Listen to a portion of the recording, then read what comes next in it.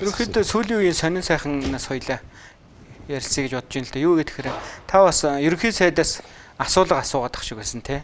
Ялангуяа Онтре гэж компани тэр оюутлоготой холбоотой хэсэг асуулт байсан. Энэ асуултыг хариуг юу н авч чадав.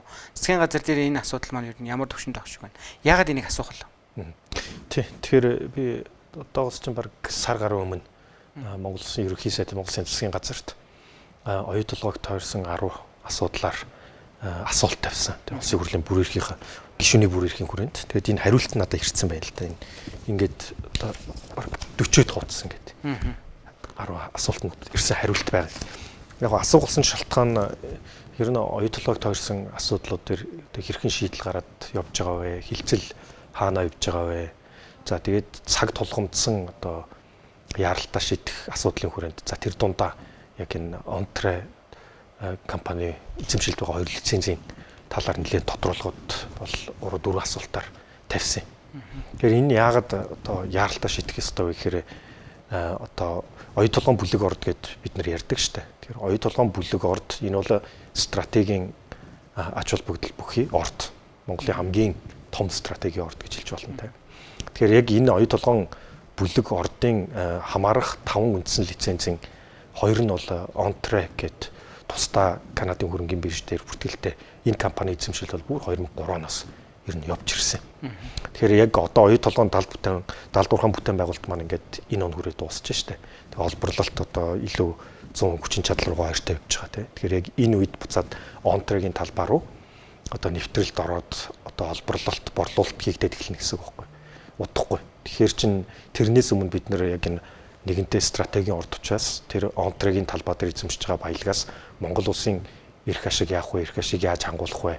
Бид нэр яг үндсэн хууль, ашигт малтмлын тухай хууль, үндэсний баялагын сангийн тухай хуулиараа бид нэр тэндээс яг баялагын ямар ашиг хүртгийг эртнээс одоо ойлгомжтой болох ёстой л доо. Тэр борлуулалт эхлэхээс өмнө тийм үү. Гэвгүй бол борлуулалт ойлгомжгүй болж байгаа эхлэх юм бол одоо амнаатын хідээр тооцохын, татварын хідээр тооцохыг гэдэг чинь асуудлууд үүснэ гэсэн үг. Тэгэхээр хин хиндээ харилцан ашигтай энэ оюу толгойн одоо үйл ажиллагааг доголдуулахгүй явуулах зарчмын хүрээнд ч гэсэн харилцан ашигтайгаар энийг ойлгомжтой болгох ёстой. Одоо тэгэхээр нэг үгээр хэлэх юм бол оюу толгойн далдуурхай ашиглалтанд ороод эхэллээ гэхэд газар доогоороо Онтрегийн лицензийн талбайгаас олборлолт явуулчихна гэж ойлгох юм. Яг зөв. Энд чинь оюу толгойн тэр маш газар доогоороо маш том хүдэр байна тийм үү, хүдрийн бит. Тэр чинь одоо яг лицензийн талбай шиг хувааж байгаа гэж мэддэхгүй шүү дээ. Чинь зүгээр л нэг хүдрийн бит л байгаа шүү дээ. За тэгэхээр ингээд олборлолт одоо хөндлөн нэвтрэлт болон ялангуяа лифт 1 гэж ярьж байгаа. Тэгээ лифт 1 дээр ингээд Онтрегийн лиценз буюу одоо шивэ толгой гэдэг нэртэй лицензийн талбай руу нэвтрэлт бол ингээд орцсон. За тэгээд тэрнээс одоо нэгсэндээ тэр шороо гаргаад хэлсэн гэсэн үг байхгүй тий. За тэгээд одоо удахгүй хүдэр олборлоод эхлэнэ гэсэн үг дараа жилээс. Тэгэхээр хүдэр олборлоод баяжуулах одоо фабрик руу явлаа бол эн чинь орлогоор бүртгэгдэж эхэлнэ гэсэн үг. Тэгэхээр орлогоор бүртгэгдэхээр одоо Монгол улсын хувьд бол ашигт малтмлын нөөц ашигсны төлбөр босод татварууд яах вүлээ гэл асуудлууд өрнөн тийм үү. Тэгэхээр чи нөгөө чинь гурвалсан хэрүүд болох нэ. Одоо оюу толгой нөгөө Онтре Монгол улс гэдэг ингээд нэг юм гурвалсан хэрүүд баг болох магадлал байна гэж таны хувьд хараад байгаа. Ер нь бол тэгэж штэ. Тий. Тэгээ оюу толгой болохоор үндсэн менежер, олборлагч тий. Тэгээ үндсэн хөрөнгө оруулагч. Онтре болохоор тэр одоо оюу толгойн стратегийн ордын 2 том тусгай зөвшөөрлийг эзэмшигч. Монгол улс бол нөгөө талаасаа бас одоо Монгол улсын баялаг, тэгээ үндсэн хуулиар, ашигт малтмлын хуулиар бид нар одоо сахиж биелүүлэх Монгол улсын эрх ашигыг хангахын зөв эсний хэрэг. Тийм учраас энэ дээр хилцэл хийгдээд эцэлэгдэх ёстой. Тэгэхээр энэ дээр яаж яваад оюу толгойн энэ нөгөө хідэн лиценз чи ингээд тархаа бутрахаа болцсон юм бэ? За наа чи зүүсний асуулт л та. Тэгэхээр ер нь бүр бид нар чинь 97 онд те 1997 онд ашигт малтмлын тухай хуулиа батлаад анхны хайгуулын лицензээ олгож эхэлсэн шүү дээ. За тэгээ Монгол улс нээгдээд уулуурхаа ингээд хайгуул хийж болдог боллоо гэж дэлхийд даяар мессеж яваад. За тэр үед бол яг BHP гэдэг одоо бид бүхний мэдих Rio Tinto-гийн одоо хамгийн том өрсөлдөгч компани одоо дэлхийн хэмжээний бас нэг үндэстэн дамсан том уулуурхаан компани орж ирээд өнөөдрийн оюу толгойн тэр бүлэг орд дээр ингээд томоохон хайгуулын лиценз олгож авч ирсэн. Бүр 160 мянган га талбайг хамарсан. За тэгээ BHP 97 онд орж ирээд хайгуулын лиценз олгож авчаад 2-3 жилийн турш хайгуул хийгээд те. За тэгээд одоо шаардлагагүй гэж үтсэн талбаануудаа эргээд буцаасан баг. Тэ. За тэгээд өөрийнхөө үлдсэн талбай дээрээ тухайн үед одоо Ivanhoe Mines гэдэг бид хүмүүс мэдж байгаа. Ivanhoe Mines Монголд орж ирээд тэд нартай хамтын ажиллагаа хийгээд хамтдаа жоохон хайгуул хийж хагаад одоо 2002 оны үед одоо Монголоос гарах стратегийн шийдвэрээ гаргаад явахдаа нөгөө үлдсэн талбайгаа Ivanhoe Mines зарсан. За нөгөө тэгээ буцаасан талбай ба шүү дээ. Тэгээ буцаасан талбайг одоо тухайн үедээ 2003 оны үед одоо Монгол газар ХХК гэдэг Монголын хуулийн этгээд аваад тэгээд Ontreg Gold гэдэг компани Монгол газраас анх тэр талбайг нь худалдаж авч ирсэн түүхт.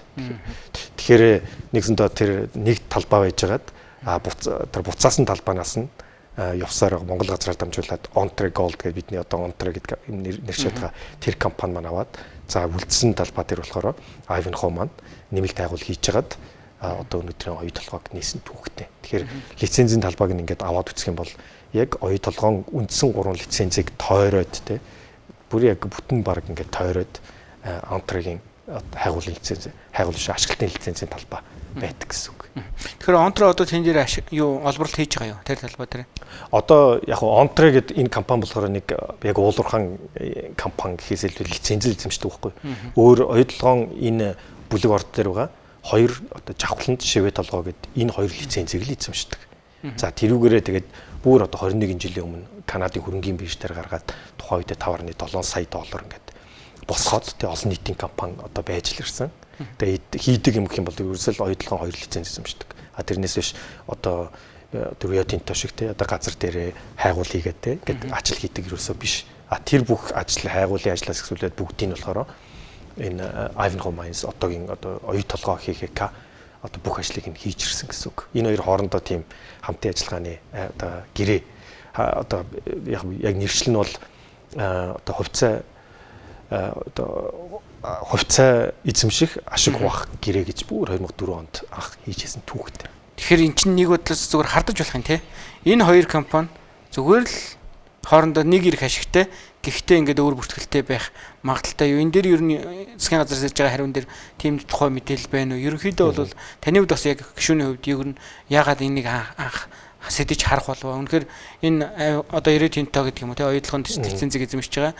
За нөгөө тойруулаад эзэмшиж байгаа хоёр холбоотой гэхдээ бас тодорхой хэмжээнд Монголын баялагаас нэг арай илүү авчихын тулд ийм хийц юм шүдтэй гэдэг ийм хардлага байж болох уу? Яг хоо ер нь бодит түүхийг наваад үзэх юм бол энэ хоёр компани хоорондоо хамааралтай байх уу? Яг өнөөдөр тэр Ontreg гэдэг компани одоо нийт хувьцааны 16%-ийг нь Rio Tinto эзэмшдэг. За тэгээ бүр дотгошоор ингээд ухаад задлаад үзэх юм бол Rio Tinto болон Ivanhoe Mines бол энэ Ontreg гэдэг компани одоо хувьцаагаа жишээлбэл хин нэгэнд төр борлуулах юм бол эхлээд заавал Ivanhoe Mines Rio Tinto-гоос асуун гэх мэтчлэн нэлээд өндөр эрхийг бол ингээд эзэмшдэг тийм харилцаа бүхий ит хууль этгээдүүд байсаар ирсэн л та анханасаа. Ер нь бол Ontreg анх тэр лицензийг авсан шалтгаан бол тэгээд Ivanhoe-д ажиллаж байсан хүмүүстэй одоо ондоо нэртэй компаниар Монгол газраас тий одоо тэр иргэн тойрны лицензийг нь ер нь эндээс юм гарах юм байна. Иргэн тойрны лицензийг нь аваад хөрөнгийн биржээр гаргаа мөнгө өсгөё гэл явж исэн түүхтэй. Яг энэ ихтэй нэг тийм буруу зүйл биш л дээ. Ер нь уулуурхан салбар дээр бол яг байдаг л зарч байна. Өөрсдийнхөө боломжтой байгаа зүйлээ хамгаалах арга тэргэж л авсан байна гэж харах нь шүү дээ тий. Нэгсэндээ өөр компани эзэмшсэн бид энэ хоёр чинь дахиад тохироо хийх болох юм шүү дээ. Харин тий. Тэгэл ийм л түүхтэй. Тэгээд яг энэ одоо ягаад чухалчилж яригдах ёстой вэ гэх юм бол одоо тэр энэ хоёр лицензийн талбай дээр тий одоо оюу толгойн нийт бүлэг ордын одоо нийт өдрийн биетийн нөөцийн гэсэн үг. Геологийн нөөцийн 30% нь оршдог. Тэг алтны 41%, зэгсийн 24%, за мөнгөний 29%, молибдины 94% нь одоо энэ хоёр Ontreg эзэмшил тусгай зөвшөөрөл төр байгаа. Тэгэхээр нэлээд баялагын хувьд бол одоо маш ач холбогдолтой өндөр.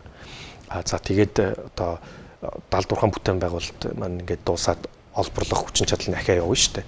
Тэгэхээр удахгүй дараа жилээс хамгийн гол нь олборлолт энэ хоёр лицензийн талбай руу те одоо ялангуяа шивэ толгой гэдэг лицензийн талбай руу орж байгаа учраас энэ одоо харилцан хоорондын ашиг хуваах те амнат яах юм гэх мэтчлэн төрийн 34% эзэмших юм уу амнат оруулах юм уу энэ бүхнээ гэрээгээр баталгаажуулаад явчих юм бол хин хиндэ ер нь бол харилцан ашигтай заавал хийгдэх хэрэгтэй бол алхам юм л да. Оюу толгойн хөрөнгө оруулагч компанитай хийсэн гэрээ гэж байгаа тий. Монгол Улсын засгийн газрын хөрөнгө оруулалтын 2009 онд хийсэн гэрээ баг. Энэ гэрээний хүрээнд зохицуулагдах боломж байгаа юм уу? зөв ёсны асуулт. Тэгэхээр ер нь бид нэр 2009 онд хөрөнгө оруулалтын гэрээг одоо Монгол Улсын засгийн газар тухайн үед Ivanhoe Mines за Rio Tinto компанитай хийгээ явсан. За энэ гэрээ хийгдснээс хойш энэ 30 жилийн гэрээ байсан. 16 жил бас өнгөрсөн байна. За тэгээд энэ Онтрогийн хоёр талбай тэр 2009 оны хөрөнгө оруулалтын гэрээнд хамаарах уу гэдэг тэр гэрээг одоо үйлсэн талаас нь ухаад үзэх юм бол хамаарахгүй гэдэг дүгнэлтийг хийж байгаа. За ер нь Ontro Gold гэдэг энэ хоёр компани тэр үед одоо хэл лиценз байсан л да. Ганцхан удаа яг энэ нэршлэрээ бол дуртагдсан нэг заалт бол байгаа. 15-ын 7-гийн 8 гэдэг. За тэр нь болохоор тэр гэрээ одоо 2009 онд байгуулахдаа тий хүчин төгөлдөр болох урьдчилсан нөхцлүүдийг зааж өгсөн байдаг. 15-ын 7-д. Тэрний үгсэг гэхээр хоёр талаас гэрээний даалгавраа хийгээд за энийгээ хийчих юм бол энэ гэрээ маань хүчин төгөлдөр болно шүү гэдгээ тохирсон гэсэн үг.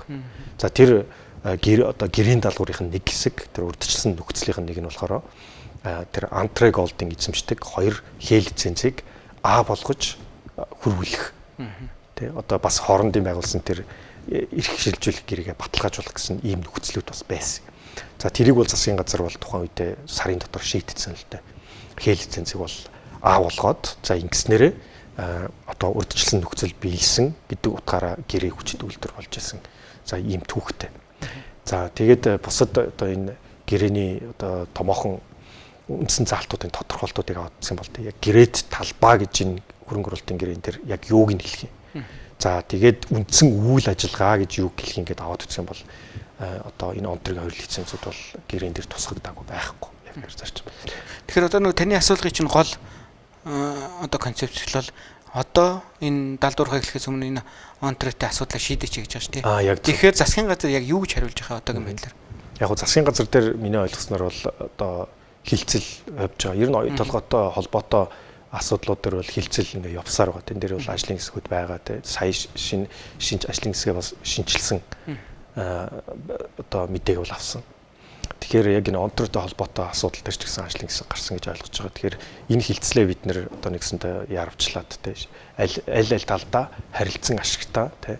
Одоо шийдлийг гаргаад явах хэрэгтэй. Одоо Монгол улсын эрх ашигыг хангах хэрэгтэй. За Монгол улсын үндсэн хуулиа биелүүлэх хэрэгтэй. Ашигт малтмлын тухай хууль болон үндэсний баялагын сангийн тухай хууль болон бусад холбогдох хууль тогтоомжоо одоо хэрэгжүүлэх хэрэгтэй тийм. Таны хувьд ямар саналтай байна? За миний хувьд яг хоо эндээс харах юм бол одоо хоёр л арга зам байгаа юм л да. За нэгдүгüүрх нь бол маш ойлгомжтой бид нэр одоо оюут толгой ХХК-та тухайн үедээ тийм одоо хөрөнгө оруулалтын гэрээ байгуулж ирсэн тийм. Яг гэх юм бол оюут толгой бол тухайн үедээ яг энэ гурван үндсэн лицензийг тусгай зөвшөөрлийг эзэмшигч байсан. Одоо стратегийн орд дээр одоо тусгай зөвшөөрөл эзэмшигч этгээд хуулийн этгээд мөн байсан. Тэгэхээр яг Ontro ХХК гэдэг улсын бүртгэл дээр байгаа тэр хоёр тусгай зөвшөөрөл энэ бүлэг орд дээр эзэмшиж байгаа компанитай одоо бас шинээр хөрөнгө оруулалтын гэрээ байгуулах ёстой л гэж үзэж байгаа. За тэр шинээр хөрөнгө оруулалтын гэрээ байгуулахдаа бид нар бол үндсэн хуулийн тэр 6-гийн 2-тэй нийт өгөөжийн дийлэнх нь одоо ард түмний талд ногдох ёстой гэсэн зарчмаа биелүүлэх ёстой. За мөн одоо ашигт малтмлын тухай хуулийн одоо хайгуулын ажил нөөц нь хувийн сектор тогтоосон бол тэр 34%-ийг нь үн төлбөргөө эзэмших эрх байгаа те. Тэгэхээр тэр эрхээ хэрэгжүүлэх ёстой. Энэ өөрөө улсын хурлын бүрэн эрх. Ашигт малтмлын тухай хуулийн дээр маш ойлгомжтой 8.7-гийн 1 дээр стратегийн ордын хувь хэмжээг өөрчлөх энэ шийдвэр бол улсын хурлын бүр эрхээр үргэлж хамаарна гэж заасан байна. Тэгэхээр улсын хурл засгийн газар нэгсэнд шийдлээ гаргахад оруулж ирэх улсын хурл тэрийг нь эцэслэн батлаад одоо аль талдаа харилцан ашигтайгаар ингээд урагшлах ёстой л гэсэн зарчмыг хэлж байгаа. Ontротой нөгөө хөрөнгө оруулалтын гэрээ хийхэд дахиад оюутлоготой асуудал маргаан үүсэх болов? Яг Ontрогийн одоо хайгуул болон Ontro энэ оюут толгой хоёр өөрөө тэр арбитрийн шүүхээр одоо 3 жилийн өмнөөс явж байгаад арбитр Ontрогийн талд гараад за тэгээд энэ 2004 онд тэр хамтын ажиллагааны гэрээ шүү дээ. Тэрийгэ баталгаажуулаа гэдэг ингээд арбитрийн шийдвэр гарцсан учраас яг 3 сарын өмнө оюут толгой Ontro Resource гэдэг энэ хоёр гадаадын компани хоорондоо ашиг хуваах хамтын ажиллагааны гэрээг бол баталгаажуулсан. Тэгэхээр нөгөө одоо энэ хоёр лиценз дээр одоо хүдрээстэй одоо эндээс олох ашгаа 80-20-оор үндсэн зарчмын хүрээнд ингээд хуваанаа. За тэгээд одоо авж байгаа зээлийн хүүхэд байх уу гэх мэтчлэн 76 хуудас гэрийг бол энэ хоёр албажуулаад авцсан. Тэгэхээр яг миний энэ дээр санаа зовоод байгаа зүйл нь хоёр одоо лиценз эзэмшиж болно тэр оператор оюу толгой компани хоорондоо гэрээ хийхдээ одоо Монголын талаа одоо оролцуулаагүй Монголын талын 34% эзэмшил ч юм уу эсвэл үндсэн хуулийг яаж биелүүлэх вүлээ гэдгээ оролцуулахгүйгээр ингээ баталгаажуулчихж байгаа нь одоо жоохон эмгэнэл гэж л хараад байгаа юм л та. Нэгээс нь дүүл хүндэтгсэн хэлбэр болох гэдэг шүү дээ. Тэгэхээр ер нь Монголын талаа тэндээ оролцуулаад явах нь бол зарчмын хувьд зөв байсан. Тэгээд одоо нэгсдээ гурвалсан гэрээ байсан бол илүү бодиттой хин нэгний гомд авахгүй тий одоо яг үндсэн хуулиач хэрэгжүүлээд ашигтуулын хуулиач хэрэгжүүлээд явчих байсан болов. Тэгэхээр за яг одоо тийг нэгэн тийгдсэн. Одоо зүгээр одоо гурван талаасаа хоорондоо ярилцаад одоо Монголын талын эрх ашиг л одоо хангах зарчмын хувьд зөвлөлтөө. Ер нь бид нар одоо энэ онтрын лицензч оюу толгойн лицензч бид нар дараагийн 50-60 жилдээ одоо хамтран ажиллах одоо партнерууд бол мөн. Тэгэхээр бид нар урт хугацаанд хамт явах гэж байгаа талууд бол одоо харилцан ашигтай энэ нэг хүндэтгсэн гэрээ хилцлийн хүрээндээ бол ингээл шийдэл явах хэрэгтэй. Ер нь Монголын талаас бол бид нар хөрөнгө оруулалтын гэрээн дээр нэмэлт өөрчлөлт оруулах гэж саналууд янз бүрийн асуудлууд өндөгдөг байсан боловч энэ 30 жилийн гэрээн дээр бид нар 16 жил бол одоо тэр тухайн гэрээ гэдэг огт өөрчлөөгүй яг үтиг бас ер нь хүрсэн шүү дээ. Хагас хугацаанд аль тэр өнгөрцөн байхгүй тий. Тэгэхээр одоо онтро за тэр хоёр нэгэнд гэрээгээ хийсэн юм чи онтрогийн хүртэг ашигаас Монгол улс хэдийг нь хүртэх вэ гэдэг л ийм л хөрөнгө оруулалтын гэрээ хийгдэж таарах нэ тий. Тий яг онтрогийн хүртэг ашиг гэж бас хэлж болохгүй. Яг тэгэхээр энэ хоёр чи 20-80-гээ хуваачлаа шүү дээ тий. Тэгэхээр нөгөө 20%-аас нь бид нар 34 авах юм шиг ингэж ойлгох гээд байгаа байхгүй. Харин тэгэх гэлээ. Тэгэхээр би өшөө тэгж ойлгоод шүү. Тэгж ойлгох гээд байгаа. Тэгэхээр энэ ашиг хүртэг нь ерөөсөө чухал биш. Бид нар энэ ашиг онтро цаашгаа хуваахаас өмнө Монгол улсын 34% яригдах хэрэгтэй байхгүй. Тэгэхээр одоо Монгол улсын одоо яг зарчмын хувьд ч гэсэн яг хуулиуд арах юм бол Монгол улс одоо энэ одоо стратегийн орд хамаарах баялгаа одоо тухайн хуулийг гээд ашиглуулахдаа 34%-ийг нь жишээлбэл өөрсдөө хайгуулаа хийсэн бол те нөөцөө тогтоосон бол 34%-ийг нь эзэмших эрх нь одоо өнөөдрийн хууль тогтоомжоор байгаад байна шүү дээ. Тэгэхээр бид нэр ямар ч байсан тэр гарч ирэх баялгаас тэр газрын энэ хоёр лиценз дээр хамаарах баялгаас 34% эсвэл түүнтэй дүүцгүүц амнаатаа авна. Тэрнээс цаашаага тэр лиценз эзэмших цааш хинтээ явна. Тэр бол одоо нэгсэнтэй биднэрт нэг таны байр суурьлаар анхдагч гэж ярьж штэ тийм анхдагч нөхгүй дараагийнхаас нь биш гэсэн үг шүү дээ. За яг зөв. Тэгэхээр чи 20 гэж хуваахаас өмнө бид нар 34 авах хэрэгтэй. Тэгэхээр энэ нь бол одоо тэр 20-80-ын талаас тайлбарлах юм бол 20%-ийн ч 34, 80%-ийн ч 34 нь бол Монголын талд ногдох хэрэгтэй гэсэн. Энэ бол өөрөө одоо логикийн хувьд ч зөв, зарчмын хувьд ч зөв, одоо хуулийн гаргалгаан ч гэсэн ер нь бол тийм зүйлийг шаарддаг байгаа шүү дээ. Тэгэхээр засгийн газар одоо ажиллахын тулд зөвхөн онтротой биш дахиад бас ирээдүйн тантайгаа ажиллаж энэ гэрээ хийгдэж магадлал бас үсгээд байна гэж харах. Яг гоо тэгэхээр бид нар яг аль талд тэгэхээр засгийн миний бодлоор бол засгийн газар эхлээд тусгай зөвшөөрөл эзэмшигчтэй харилцах хэрэгтэй. Яг тэгвэл тэр тусгай зөвшөөрөл эзэмшигч улсын бүртгэлтэй ашигт матмал газрын тэр лиценз эзэмшигч мөн учраас тэгээд тэр лиценз эзэмшигч маань цаашаа ямар гэрээтэйгээр хэн хайгуулыг хийгээд хэн олборлтыг хийж чинь тэр хүнээ одоо жишээлбэл авчрах нь тэр компани одоо хүрээнд л яригдах асуудал л та. Тэгэхээр Монгол улсын талаас бол яг ширээний нөгөө талд суух хуулийг гэдэг нь бол би онтор хийхээ кал гэж харж байна. Онтор одоо тэгээ яг хэзээс суух юм бол тэн дээр танд өгсөн хариун дээр засгийн газар тодорхой зүйл бичиж юу? Тэн дээр бол надад одоохондоо хариулт байхгүй тийм. Тэгэхээр энэ дээр засгийн газар бол хилцэлд одоо ороод явж байгаа гэж ойлгож байгаа тийм. За тэгээд энэ 7 хоногийн нэгтгэд одоо бас улсын хурлын гишүүнийхээ бүр эрхийн хүрээнд ч гэсэн яг Монгол Ардын намын бүлэгт бол би яг энэ асуудлуудаар бас нээлттэй танилцуулгыг хийсэн. Тэгэхээр яг хуу танилцуулга хийж мэдээллийг мэдээлжүүлж одоо явах хэрэгтэй. Ер нь оюу толгоон одоо тойрсон асуудал ганцхан оюу толгой гэлдэггүй л дээ. Ер нь бусад асуудлууд төр чигсэн мэдээллийн тэнцвэргүй байдлаас болоод өдөр шөнөшиг юм ялгаатаагаас болоод тэндээс улс төрждөг. Тэрнээс болоод одоо жишээлбэл мэдээлгүй одоо байдал дээр үндэслэж шийдвэр гаргана гэдэг чинь өөрөө эрсдэлтэй зүйлтэй юм уу. Тэгэхээр миний хувьд бол илүү мэдээлэл өгч тэнцвэртэй байдлыг хангах талаас нь л одоо асуудлыг дэвшүүлээд байгаа юм. Тэгэхээр энэ асуудал байна. Тэгэхээр энийг энэ дээр бүгдээрээ одоо мэдээллийг аваад мэдээлэл дээр үндэслэн шийдвэртэй гаргах ёстой гэсэн зарчим байна.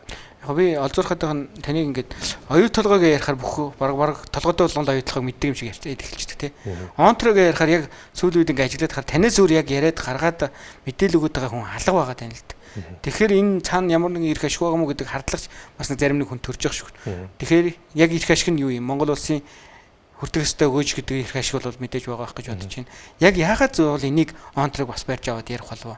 Эсвэл хүмүүс ярихгүй байгаа учраас энийг орхитуулчих үтэй гэдэг санаа зовлт байв. Тэгэхээр яг миний хувьд энийг анх удаага ч хүндсэн зүйл биш л дээ. Энэ 2024 оны 12 сарын 19-ний өдөр одоогоос нэгсэндээ яг 5 сарын өмнө байсан.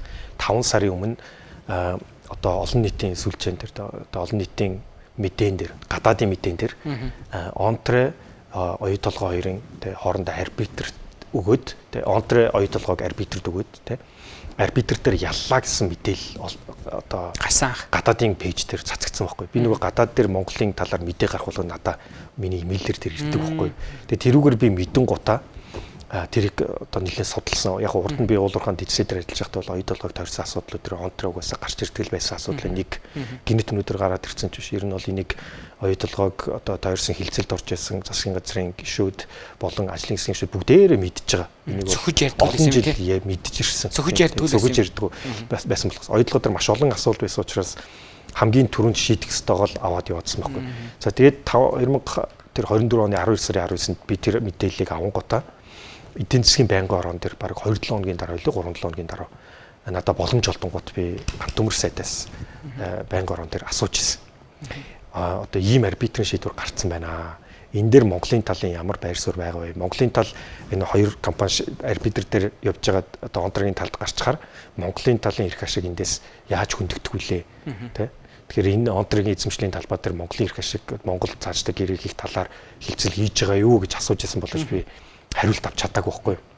За хариулт авч тий тухайд тийм мэдээлэл байсан байж магадгүй.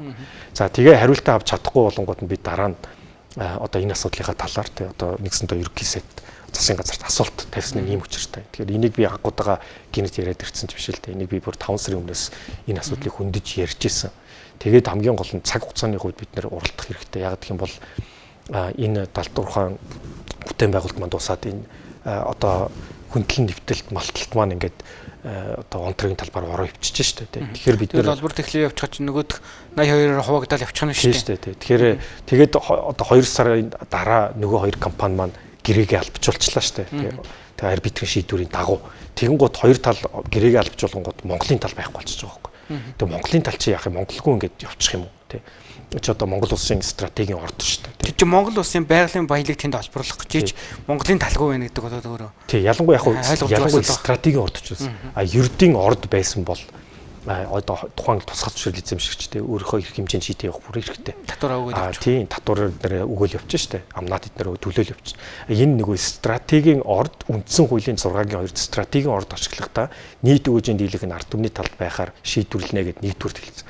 Хоёрдугаарт стратегийн орд бол тий ордод хамаарж байгаа бол одоо нийт Монголын тал тий хувийн хөрөнгөөр хайгуулын нэг нөөцийн тогтоосон бол 34% үн төлбөргүй эзэмшнэ эсвэл амнаатар оруулж болно гэсэн заалт маань нэгсэндээ тэн дээр одоо зөрчигдөд харагдахгүй л явчихж байгаа байхгүй. Тийм учраас энийг одоо дэвшүүлж гаргаж ирэх нь одоо зөөсний хэрэгэлтэй. Тэгээд чинь өөрөө улсын хурлын бүрэн эрхийн хүрээнд шийдвэрлэх асуудал учраас миний хувьд бол энийг сүүлийн 5 сар ярьж байна. Тэгээд яг хуу сүүлд ерөнхий сайдын асуулт тавиад хариултаа аваад энэ талаар нэлээд мэдээлжээд дэлгэрэнгүй яриад эхлэнгууд одоо нэгсэндээ яг одоо бат найрамдал онтрыг яриад эхэллээ гэж харагдаж байгаа шиг л байна.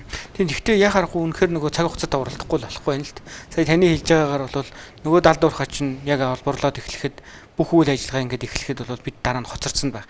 Нөгөө өстө нэргсэн байна хашгираа өгчээр дахиад бүр бүх асуудал нь бүр улам томроо явчих гээд шүү дээ. Тэгэхээр одоо яг засгийн газар яах ёстой юм? Энэ дээр таны хувьд бас ямар шахалтыг үзүүлэх юм? Мэдээж тодорхой шахалт үзүүлэхгүй бол нөгөө хүрдэн ирэхгүй мэдээлгүй хүмүүс бас байгаад иж магадгүй. Тэгэхээр одоо бид нар оюу толгойн гэрээ хийснээс хойш маш их юм сурсан те. Маш их олон алдаа дутагдлаа харлаа, ойлголоо те. Ер нь ганцхан засгийн газар шийдвэр гаргачаад гэлтэхгүй. 3.5 сая бид нар ойлголоо шүү дээ. Гэрээ ямар хатуу байж болдгийг те. Бас одоо ямар их олон нюанс байдгийг ойлголоо. Нууц хадгалагддгийг ойлголоо. Тэгэхээр бид нар энэ дээр одоо энэ алдааг давтмааргүй байгаа юм те. Тэгэхээр энэ алдааг давтмааргүй. Тийм учраас нэгэнтээ стратегийн орд гээд тодорхойлцсон үндсэн хуулиндаа ашиглалтын төлөвлөлтөд тусгацсан бол тэрийг л хэрэгжүүлэх ёстой. Тэгэхээр энэ оюу толгойн алдааг одоо гарсан алдааг бид нар давтахгүйгээр энэ шинэ гэрээ байгуулад энэ дээр харилцан ашигтай олон жилийн партнер хамтдаа явах учраас те энийг яралдаа хийя, зөв хийя. Тэгэхгүй бол дараа нь дахиад оюу толгой дээр юм асуудал ийм гэрээ байгуулад дараа нь он трейдер инксима гэдэг үр хожтой тим одоо жишээлбэл одоо зүйл үлдээмэргүй. Тэгэхээр одоо бас 16 жилийн турш бид нэр явж ирэхдээ энэ олон зүйлийг ойлголоо тий. Тэгэхээр бид нэр улам сайжрал явах хэрэгтэй. За тэгээд одоо их хурлын хүрээнд ч гэсэн одоо миний хувьд их хурлын гишүүний хувьд ч гэсэн Монгол улсын эрх ашгийг хангах нь одоо миний номер 1 асуудал шүү дээ. Тийм учраас яг уулгын салбар дээр бас одоо салбарт нь ажиллаж байлаа. Тэр хүний хувьд бас арай бус хүмүүсээс арай жоохон илүү мэдээлэлтэй хүний хувьд энийг төвшүүлж гаргаж ирээд одоо шийдэл хамтдаа гаргаад шийдээ явах нь бол одоо зүйлс нийлэр гэж байна. Таны хувьд бол асуудлыг гаргаад ирлээ. Энэ бол та нэгсэндээ өөргөө биелүүлчлээ гэсэн үг байхгүй юу? Одоо харин хэн ажиллах хэвтэй?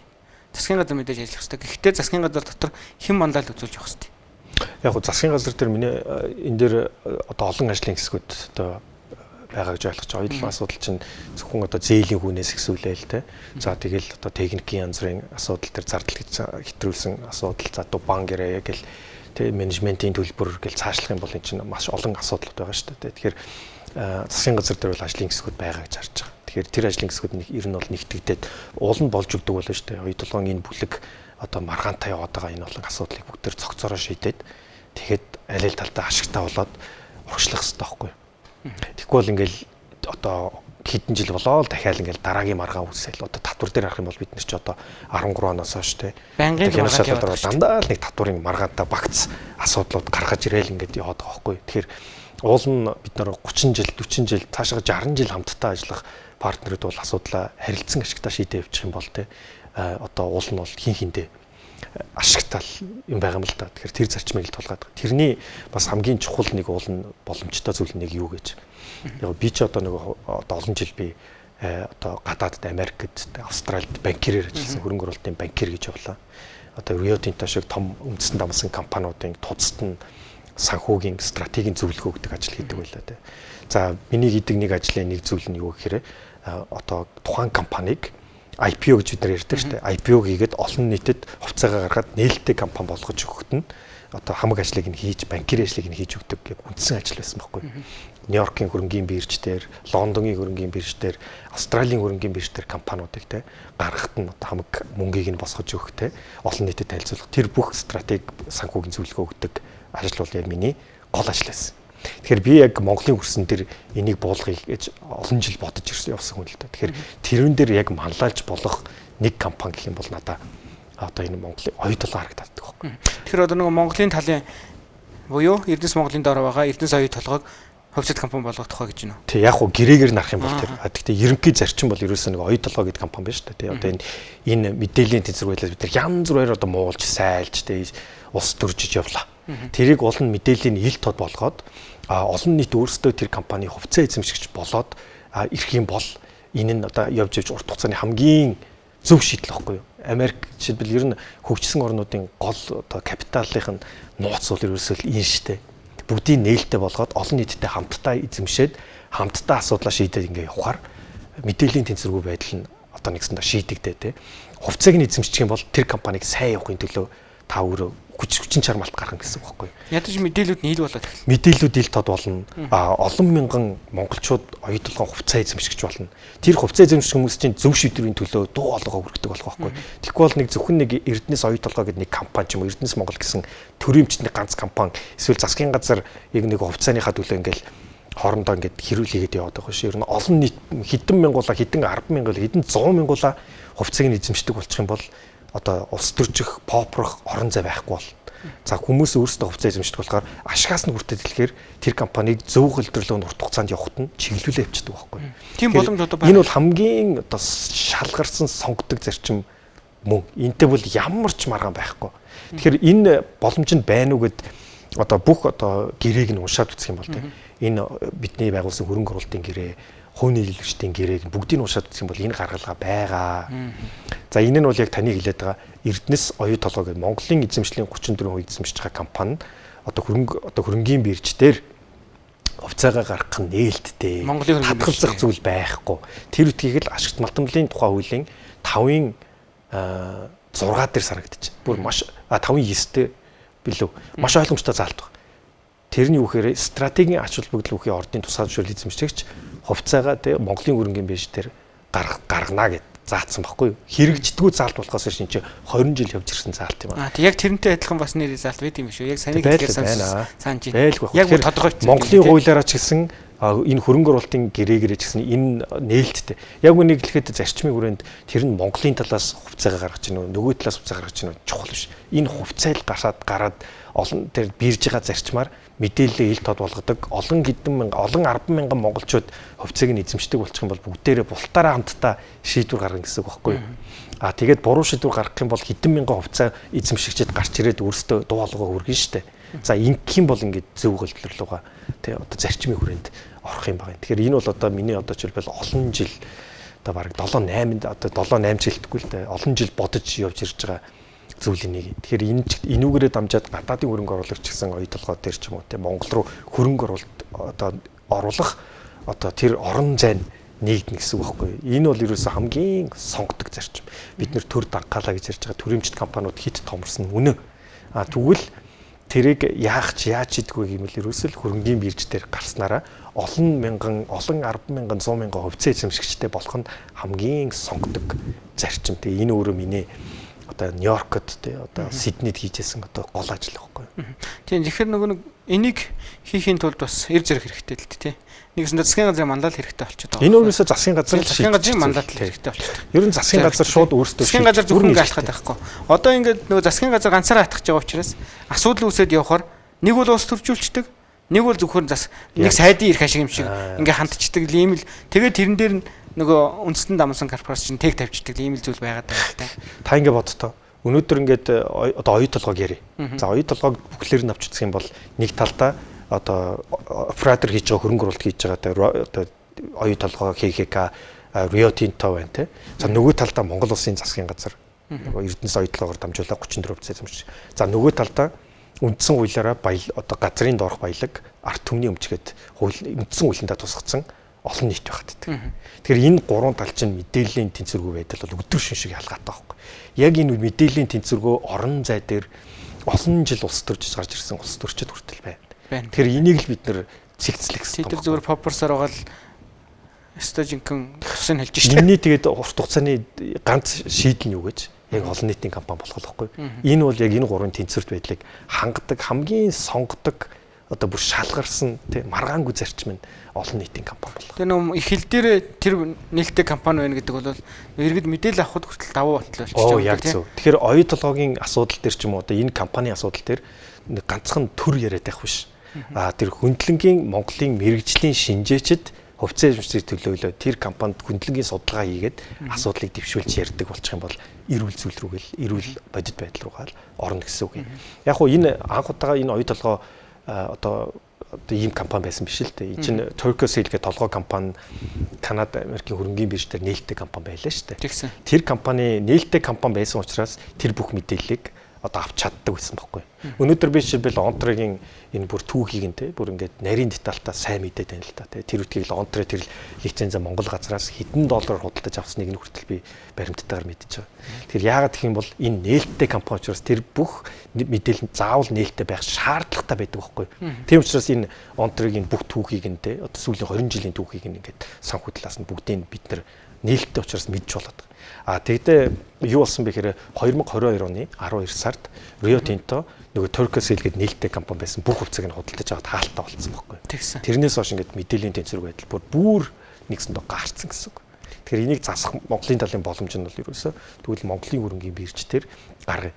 Ер нь оюу толгойн энэ бүтээн байгуулалтын энэ олон жилийн туршид бол оюу толгоос хамгийн их ашиг хийсэн хүмүүс нь явж байгаа гадаадын хөрөнгө оруулагчид л байсан шүү дээ. Гадаадын те Америкийн тэр тэтгэврийн сангууд, Канадын хувьцаа эзэмшигчд. Тэг монголчууд байгаагүй. Нээлттэй компани хахад тэд л ашиг хийсэн тийм шүү дээ. Тэгэхээр одоо бид нар монголчууд бид нар яагаад тэгвэл одоо оюу толгойн хувьцаа өсгөхөд бид нар яагаад ашиг хийж болтгүй. Яагаад энгийн Монголын хувьцаа эзэмшигчид тэр боломжийг олгож болохгүй гэж тийм. Тэгэхээр энийг л бид нар ер нь бол заавал хийх хэрэгтэй. Одоо яг энэ нөгөө таны энийг дэвшүүлж байгаатай адилхан бас нэг юм дэвшүүлдэг зүйл бол нөгөө оюу толгойн борлуулалтын орлого Монгол банкар дамжих хэвээр, Монголын банкар дамжих хэвээр гэдэгтэй л нэг агаар шиг нэг юм л яригдж ийн л та тий. Үнэхээр нөгөө монголоор гэдэг үг орохоор л тэд нар хаачдаг. бүгдийг хаачдаг. Ингээл хаалт үүсгээд байдаг л та. Тэгэхээр нөгөө шийдэхэд бол дахиад хилцээртэл суух бах та.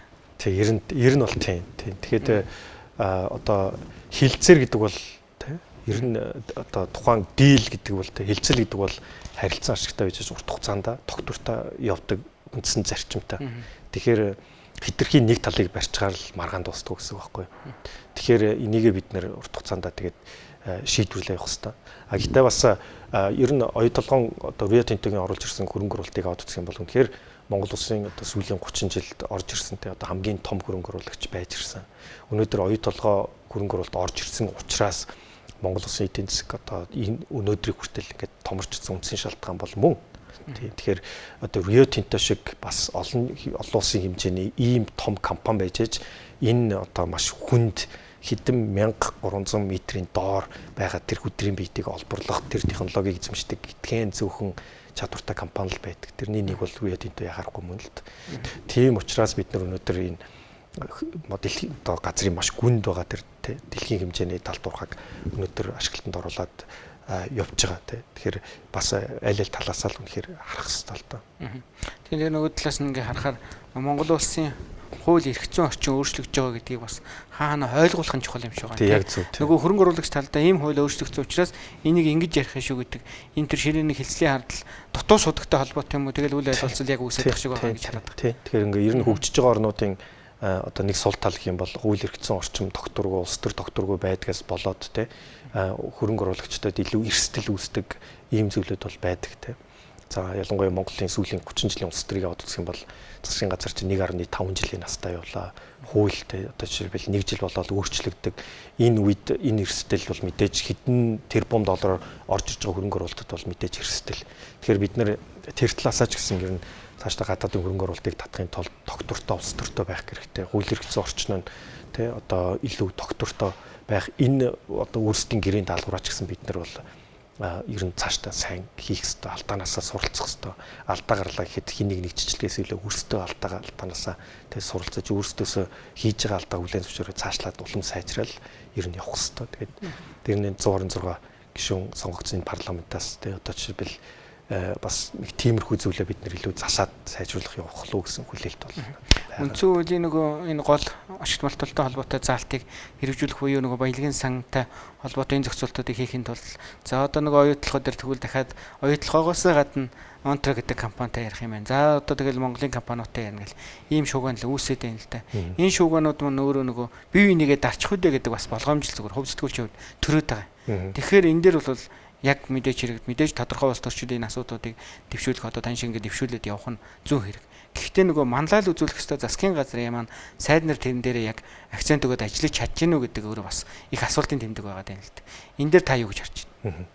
Тийм яг хөө тэгээд яг үндсэн хилцлийг хийх субъект нь бол яалтч одоо Монгол Улсын засгийн газар мөн. Яг тэгвэл Монгол Улсын засгийн газар өөрөө одоо яг төлөөлж одоо гүйцэтгэх одоо удирдлага шүү дээ тийм. Тэгэхээр яг нөгөө талаасаа ч гэсэн улсын хурлын бас үндсэн нэг зарчим юу гэхээр хууль хэрэгжүүлэх, хуулийн хэрэгжилтийг хангах хүрээнд хяналт тавих тий нэгсэн нөгөө талаасаас засгийн газар шахах тий одоо том охин үйл ажиллагаагаа тий урагшлуулахад тий хяналтаа тавих механизм нь бол давхар ажиллах хэрэгтэй. Ер нь бол хяналт тавих нь өөрөө улсын хурлын одоо нийт ажлынхаа 50% нь бол байх хэрэгтэй л дээ. Ер нь Батнайрамд л гişүүнтэй бас яг энэ ярилцлагаараа хуулцаг их уулсны асуумар байна л да. Батнайрамд л гэдэг гişүүний энэ 4 жилийн амбиц яг юу байна вэ? Амбиц гэдгийг би юугаар хэлхийлж яах вэ? Ямар эрх зүйн орчин дээр би манлайл үзүүлээд нэг шийдчих юмсан, засчих юмсан гэж харж байгаа. Яг хөө миний хувьд бол хууль тогтоогч учраас тий яг хөө тэгэл байх. Тэгэхээр яг одоо улсын хурал дээр бол эдийн засаг болон одоо боловсрол шинжилгээ ухаан спортын байнгын оронд бол хамаарч явдаг. Ер нь би ингэж юунд итгэдэг вэ гэхээр Монгол улсад тохиолдож байгаа одоо эсвэл бидний тулгамж байгаа асуудлын шийдлийн 90% нь боловсролтой холбоотой байдаг. Урт хугацааны шийдэл дандаа боловсрол байдаг. Тийм учраас боловсрол руу илүү хөрөнгө оруулалт хийхтэй, боловсролыг дэмжих за тэр чиглэлээр бол би одоо байнга бас ажиллаж явна. Миний сэтгэлийн гүнд үүдэг өнөөдөр надад орж ирсэн бүх боломжууд дандаа боловсролоор дамжиж орж ирсэн. Тэрийг нөгөө би нөгөө ховдоос хар өдрөө номон дээр бас бичсэн байдаг. Гол үндэс нь бол ерөөсөө боловсрол. За тийм ч учраас нөгөө боловсролын зээлийн сангийн асуудал ирсэн бас хөндөж гаргаж ирсэн. Ерөөсөө л үнэтэй л холбоотой юм л да. За хоёрдугаарт бол би өөрөө эдийн засагч бас банкир. За ялангуяа уул уурхайн салбар дээр бол би Монгол хэлтэхгүй те Австральд бас одоо уул уурхайн салбар дээр хөрөнгө оруулалтын чиглэлээр бас ажиллаж иржсэн туршлагатай. За Монгол улсын эдийн засгийн яг гол үндсэн бүтэц ч өөрөө уул уурхай учраас яг энэ уул уурхай зөв явах юм бол Монгол улс зөв явна. Уул уурхай буруу явах юм бол Монгол улсын эдийн засаг хүндэтлэлд орох. Ийм л бид нэр одоо дараагийн 20-30 жилийн бидний шийдэл ерөөсөл энэ баггүй. Тэгэхээр тийм учраас энэ уул уурхайн салбар дээр за энэ эдгээр одоо бидний сорилтууд зөв шийдэгчээсээ харилцан ашигтай байгаасаа за үүнээсээ бид нар эдийн засгийн одоо ер нь Монголын ирээдүй зөв голтор руу оросоо л гэж чин сэтгэлээсээ хүсэж байгаа. Яг гэх юм бол бидний тулгамж байгаа тэр авилга, хээл ахуйл эсвэл одоо янз бүрийн шудраг бүзөглөөтэй ерөөсөө 95% уул уурхайтай холбоотой шүү дээ. Энэ хүрээнд ер нь хууль боловсруулах юм уу эсвэл нэг хуулийг засах тийм судалгааны ажлууд хийж байна. Яг байлгүй яг уу тийм. Одоо жишээлбэл яг миний бас нэг ажиллаж байгаа одоо ажлын хэсгийн хүрээнд одоо ажиллаж байгаа нэг зүйл бол стандарттай холбоотой. Ер нь бидний бас тулгамж байгаа асуудлууд ялангуяа хүний эрүүл мэндтэй холбоотой асуудалтай. Бидний идж байгаа тэр хоол хүнс эм хүний амаар орж байгаа тэр зүйл шууд хүнд эрүүл мэндэд шууд нөлөөлдөг. Тэгэхээр энэ маань яг стандартаа хэр нийцэж чинь те. Стандартаа бид нар хангаж чадж байна уу? Өнөөдөр бид нар эрүүл хүнс хэрэгжилж чадж байна уу? Энэ дээр бид нар яагаад жишээлбэл бид нар одоо хэрэгжилж байгаа бүтээгдэхүүнтэй сэтгэл хангалуун бос байгаа те. Бидний өнөөдрийн тулгамж байгаа тэр өвчлөлийн асуудлуудын цаад гагцаа нь юу вэ те. Тэгэхээр энэ стандарт эрх зөрчнийг илүү боловсронгуй болгох чиглэлийн хүрээнд бол ажлын хэсэг ахлаад ажиллаж байгаа. Тэгэхээр энэ экосистемийнх нь үндсэн одоо гол хууль байгаа стандартчлал техникийн зохицуулалт тохирлын үнэлгээний тухай хууль гэдэг энэ удахгүй улсын хурлаас одоо өргөн баригдаж байгаа. Тэгэхээр энэ хуулийн улсын хурал дээр хилцэх тэр бол одоо манлайлаад ажлын хэсгийн хүрээнд таглаад явна. Ер нь цаашдаа яг хяналтын механизмын хүрээнд ч гэсэн бид нэр цаашдаа энэ бүтцийн ямар цоошин реформ хийх шаардлагатай. Тэгэхээр энэ бүхэн дээр бас ажиллаж байгаа. За баярлалаа. Тэгээ урилга хүлээн авч хүрэлцэн ирж бас ярилцсан танд маш их баярлалаа. Тэгээд илүү нэг сэдвийг илүү ойлгуулах хүрээнд бас энэ ярилцлагаа илүү өрнүүлээ. Тэгэхээр дараагийн асуудлаар яг энэ ярьж байгаа амбицийн хүрээнд ярилцах боломж гарна гэдэгт итгэлтэй байна. Баярлалаа танд. За танд баярлалаа. Өрсөн баярлалаа. За амжилт.